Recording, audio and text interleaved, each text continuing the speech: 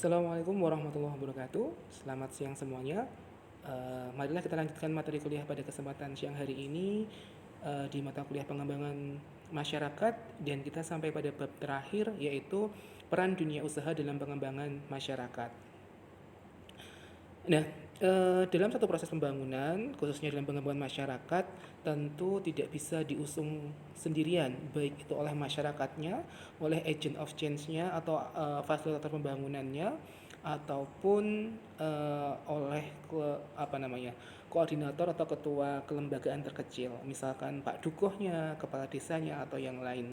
Nah, dalam hal ini tentu untuk mengembangkan suatu kegiatan pengembangan masyarakat perlu berkolaborasi atau bermitra, bersinergi dengan pihak-pihak yang lain.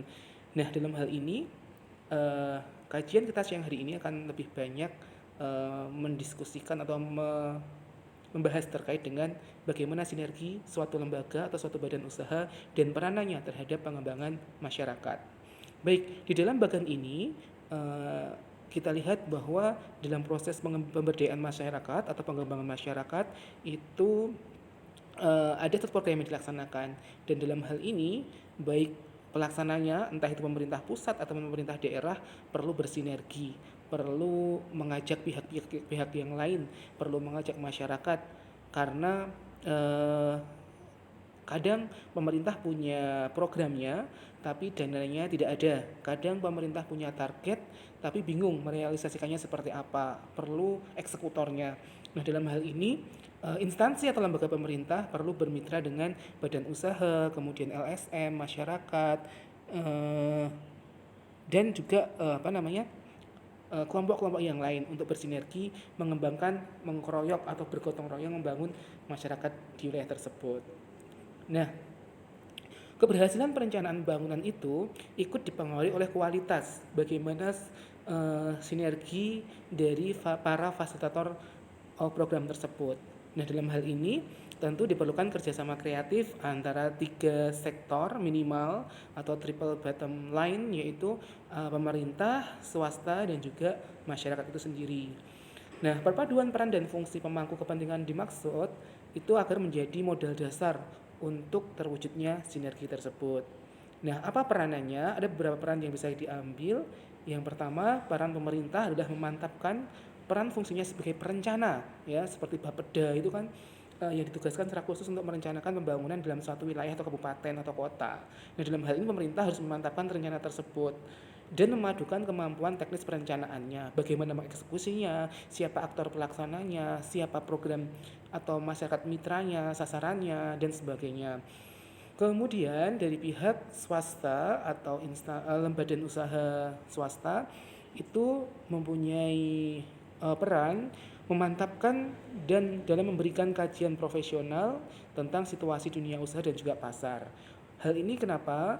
Agar pemberdayaan yang diberikan kepada masyarakat yang yang sedang berproses di masyarakat itu menemukan titik keberlanjutan. Kalau melatih kreativitas, melatih keterampilan, melatih pemasaran, harapannya ada keberlanjutan pasar yang kemudian menyerap apa yang dilatihkan tersebut. Nah, ini salah satu caranya, karena bisa saja masyarakat dilatih sesuatu, bisa membuat sesuatu tersebut, tetapi mereka tidak bisa memasarkan atau pasar tidak membutuhkan itu. Nah, disinilah pentingnya peran dari pihak swasta. Lalu, apa peran dari masyarakat? Nah, masyarakat itu mempunyai eh, peran dari masyarakat yaitu untuk memberikan informasi yang nyata, real terkait dengan berbagai macam kondisi mereka, memberikan informasi apa yang mereka punyai, kendala apa yang mereka hadapi. Kemudian ini menjadi dasar untuk mengevaluasi pembangunan atau mengevaluasi persiapan, perencanaan, agar nanti keberjalanan program dan efeknya itu sesuai dengan apa yang ditargetkan. Nah, apa sih sinergisitas itu dan kenapa pemerintah ataupun para pelaku fasilitator pembangunan pemberdayaan masyarakat perlu bersinergi? Sinergi diartikan sebagai suatu interaksi atau kerjasama antara dua atau lebih suatu organisasi, unsur atau agensi untuk menghasilkan kombinasi hasil kerja yang lebih baik, lebih besar, kemudian tidak dikerjakan secara sendiri-sendiri. ya hasilnya lebih baik dibandingkan dengan dikerjakan secara individual. Kemudian Covey tahun 2008 itu menyebutkan bahwa sinergisitas diartikan merupakan cara kerja dalam satu kelompok dan ini diupayakan untuk menemukan titik pemecahan masalah yang efektif dengan cara mengambil kerjasama untuk mengambil keputusan, kemudian mengambil nilai-nilai dari eh, membangun nilai-nilai untuk menciptakan satu kekuatan yang lebih besar, lebih baik, ya. Nah, seringkali kita melihat instansi pemerintah atau unit-unit yang menjadi fasilitator pengembangan masyarakat itu mereka saling justru tidak bersinergi, malah saling berkompetisi. Kalau program ini sudah dikerjakan oleh lembaga A, maka kita sebagai lembaga B nggak boleh join di situ, nggak boleh ini nanti dana kita nggak terserap, kemudian kok sasarannya sama, nanti tidak terjadi ini. Nah, akhirnya seringkali seperti itu. Kita lihat misalkan dalam dinas yang bersamaan, misalkan yang mengurusi dinas yang mengurusi pembangunan jalan baru saja kemudian selesai menambah aspal yang baru, tapi belum lama setelah itu dari perairan misalkan ternyata harus membongkar itu, membangun gorong-gorong. Nah, ini kan sinerginya kurang bagus banget, terlihat sekali oleh masyarakat. Nah, yang berikutnya adalah eh, perlu adanya prinsip WOG atau Whole of Government. Nah, ini dalam apa namanya, instansi pemerintah terutama di ASN itu penting, bagaimana menjalin sinergisitas di antar lembaga, antar unit, bahkan antar dinas, antar kementerian yang berbeda instansi sekalipun. Ya, ada beberapa prinsip yang perlu dipahami. Yang pertama adalah prinsip kolaborasi, kemudian prinsip kebersamaan, kemudian kesatuan, kemudian tujuannya sama, tujuan bersama, serta melibatkan seluruh aktor dari program tersebut.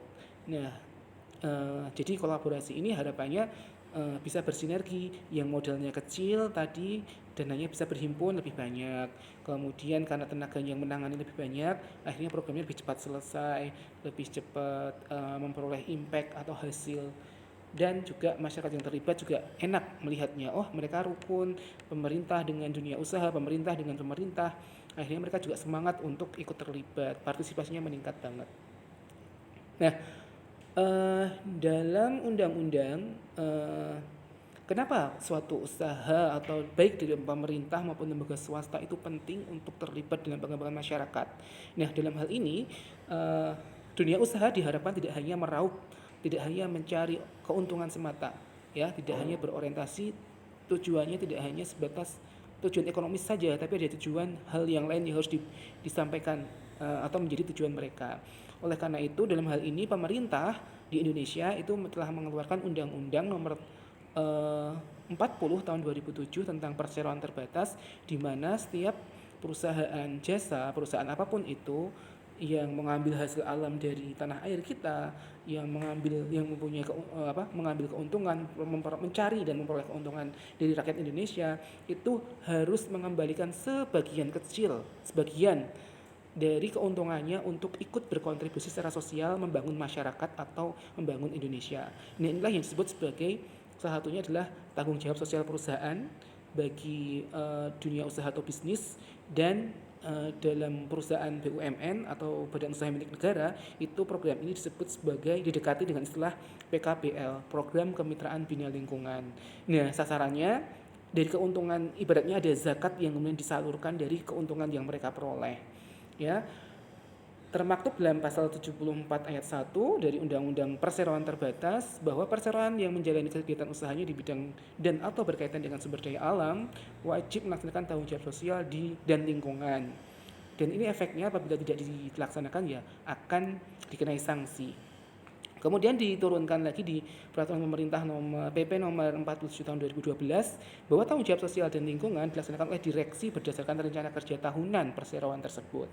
Artinya setiap perusahaan wajib dalam program tahunannya itu mencantumkan program-program tanggung jawab sosial, di mana tanggung jawab sosial ini bisa seringkali yang banyak programnya, namun ada beberapa yang mengelompokkan kepada 3 aspek ini atau 3 jenis program ini, yaitu yang pertama adalah berkontribusi kepada masyarakat sekitar atau masyarakat sosialnya, kemudian tanggung jawab terhadap sumber daya manusianya, kepada karyawannya, kepada orang-orang yang terlibat dalam dunia bisnisnya atau stakeholdernya atau shareholdernya juga, serta berkontribusi terhadap lingkungan alam. Ya, mereka tidak boleh merusak, mengeksploitasi nggak boleh, merusak, membuang limbah nggak boleh dan sebagainya. Ya, ini. Nah, selanjutnya tadi terkait dengan usaha bisnis yang kemudian punya CSR. Nah, di BUMN punya yang namanya program PKPL yang melingkupi 3 aspek, yaitu aspek sosial atau society, kemudian aspek ekonomi, kemudian aspek juga lingkungan alam. Ya, untuk panduan dari PKPL sendiri itu di Undang-Undang Nomor 19 Tahun 2003 tentang BUMN dan Peraturan Menteri BUMN Nomor 5 Tahun 2007 tentang program kemitraan badan usaha milik negara dengan usaha kecil dan program bina lingkungan. Nah, bahkan secara khusus dalam BUMN ini malah ada juga program pembinaan usaha kecil UMKM seperti itu. Makanya kayak Bank BNI, Bank Mandiri dan sebagainya ada program-program untuk pembinaan UMKM. Nah, contohnya apa saja sih yang sudah dilakukan dunia usaha dalam community development atau pengembangan masyarakat? Kita lihat yang pertama itu contohnya adalah misalkan pendampingan atau pelatihan budaya lele dengan metode bioflok yang dilaksanakan oleh Pertamina ini.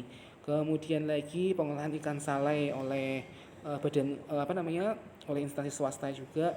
Kemudian dalam bidang lingkungan itu misalkan program tabungan Go Green. Kemudian lagi kita lihat Aqua Danone gitu ya dengan program lingkungan dan pemberdayaan masyarakatnya. Terus lagi, nah ini dari Pegadaian ada program The Gadik Gold and Clean. Nah, ini CSR-nya Pegadaian juga sampai ke Fakultas Pertanian UNS nih di sebelah selatan gedung Rumah Kaca atau tepatnya di pojok parkir lurus gitu ya, mentok timur itu ada rumah kompos atau bank sampah yang sedang dikembangkan dari CSR-nya Pegadaian. Harapannya nanti tercipta bank sampah di UNS. Nah, kemudian ada beberapa program juga seperti pembinaan UMKM dan juga pembinaan sektor pertanian oleh Sinarmas.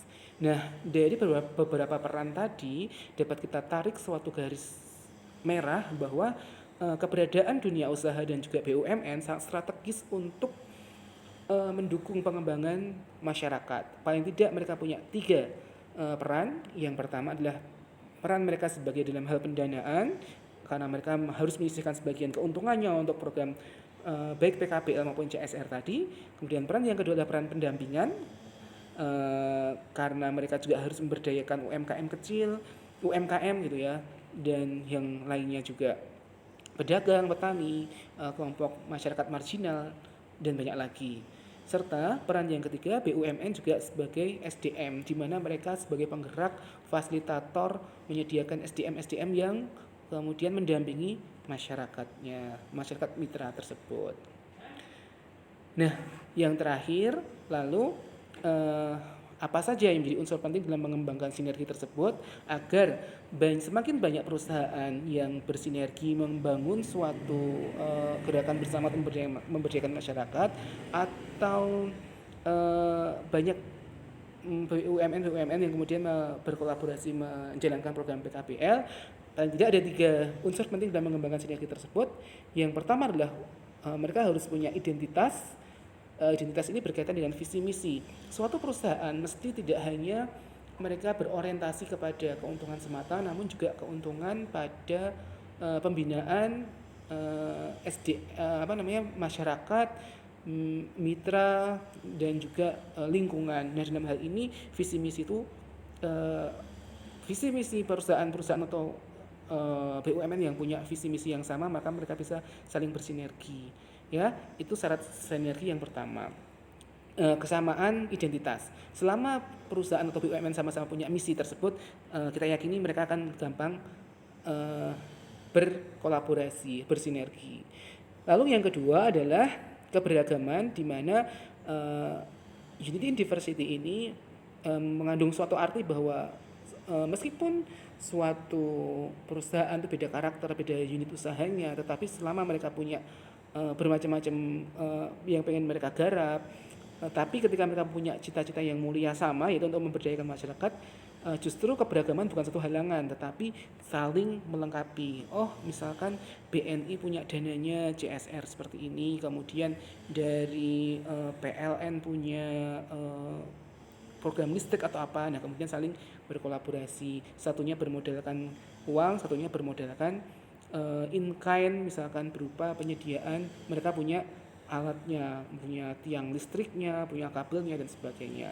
Nah, yang ketiga atau yang terakhir adalah tentu terlepas dari adanya identitas keberagaman dari masyarakatnya maupun dari fasilitatornya, yang paling penting adalah kesemuanya itu kemudian mau saling bersinergi, berpartisipasi. Tanpa adanya partisipasi ya apa yang menjadi modal yang dimiliki mereka hanya akan sia-sia semata. Nah, demikian pemaparan singkat dari materi pada kesempatan kali ini. Semoga semakin banyak yang bisa bersinergi dan harapannya semakin banyak pihak yang menyadari pentingnya suatu kolaborasi, itu akan menyadarkan mereka bahwa sesama fasilitator untuk masyarakat bukan lagi levelnya pada tahap bersaing atau mereka memberdayakan masyarakat ini, kita saingi dengan program ini, pemberitaannya semakin diperluas dan sebagainya. Bukan berkompetisi seperti itu, namun lebih kepada kooperasi, koordinasi, dan berkolaborasi. Harapannya dengan 3 langkah ini masyarakat yang diberdayakan akan semakin apik melihat kolaborasi tersebut, dan mereka akan semakin bersemangat untuk sama-sama mencapai cita-cita pemberdayaan masyarakatnya, cita-cita pengembangan masyarakatnya, sehingga mereka lebih cepat, lebih mudah mencapai kemakmuran. Nah, demikian saya akhiri. Assalamualaikum warahmatullahi wabarakatuh.